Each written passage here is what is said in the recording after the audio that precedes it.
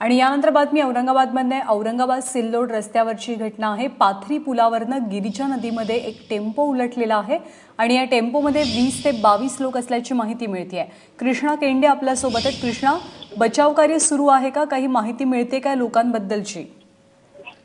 ज्ञानदा, या सगळ्या टेम्पोमध्ये एकूण 28 लोक होते आणि ते सिल्लोड वरून औरंगाबादला येत होते।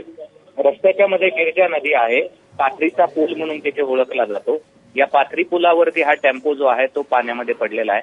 समोरचा पूल भाग जो आहे, टेम्पोचा जे कॅबिन आहे ती पाण्यामध्ये होती आणि ती गाळामध्ये होती, त्यामुळे तिथे जे बसलेले लोक आहेत त्यांना देखील वाचवण्यात यश आलेलं आहे। मात्र त्यांची जी स्थिती आहे ते अत्यंत गंभीर आहे। एकूण 28 लोक जखमी आहेत। सगळे 28चे 28 लोक औरंगाबादच्या घाटी रुग्णालयामध्ये उपचारासाठी हलवण्यात आलेलं आहे। तिथलं बचाव कार्य जे आहे ते संपलेलं आहे।